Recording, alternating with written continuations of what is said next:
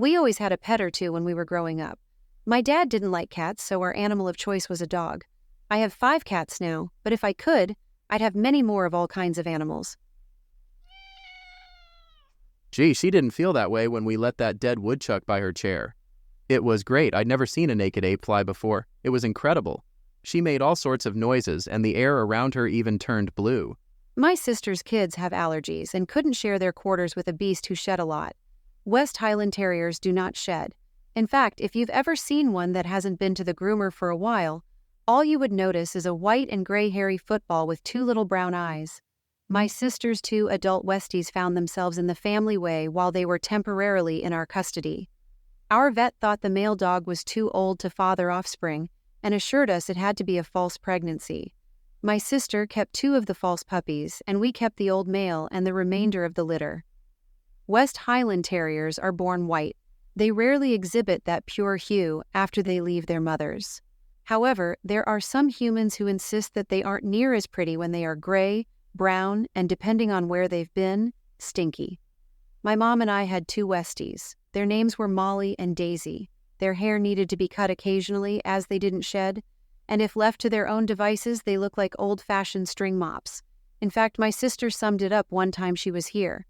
If they were rugs, we'd have to throw them out. The washing machine just couldn't handle the mud.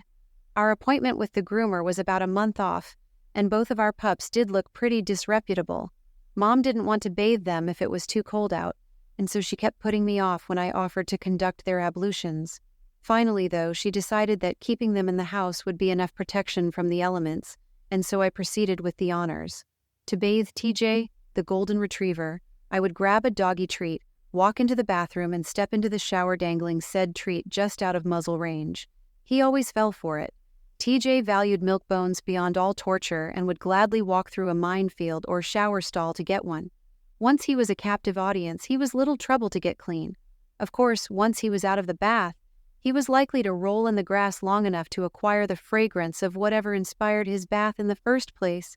If he managed to eject himself from the bathroom prematurely, our whole house would be covered with the soap that had been applied in the hope of rendering the doggy socially acceptable.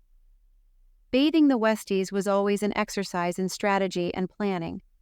First, you had to find them. Next, you dug them out of whatever tiny space they had chosen for cover. Then, you carry one wiggling, scratching bundle of dog down the hall and gently set it into a warm, soothing tub full of water. You climb in behind and spend the first 5 minutes, in Daisy's case, and a full month of Sundays if it's Molly, trying to convince the doggy that no matter how many times she tries to get loose, she won't leave the bathroom until she is stripped of at least some of the backyard clinging to her hair. Daisy quickly settled down, or maybe gave up, and actually seemed to enjoy her treatment. Molly, once she ascertained that the side of the tub was not going to work as an escape route, concluded that climbing up my naked chest might serve her purpose. I caught her and plunked her back into the drink. I got some soap on her, and she almost got away from me over the side of the tub. This dance lasted for at least a half hour. Finally, I released a clean but very unhappy Molly to the world at large. When you bathe a dog, you know that the bathroom is going to be a lake of water and wet towels. You know that no matter how you try to dry the beast with terry cloth, you will encounter little dog-shaped wet spots all over the house for the rest of the day. There may not be anything science can do to mitigate these results, and I'm willing to forgive that oversight. My dispute is with Sargent's, Hart's, and any other company who makes Flea shampoo. They know as well as I do that not all of the soap that is put on the doggy goes down the drain with the rinse. In fact, a good bit of it becomes airborne when the doggy gives a good shake. If you happen to open your mouth, ouch, Molly, that hurt, now cool it. You are bound to ingest some of these droplets. Thus, since the doggy doesn't care how she smells, and I generally do care what I taste, I think the answer is obvious. Guys, make a chocolate-flavored Flea shampoo. After that experience, I can assure you that you will have plenty of customers.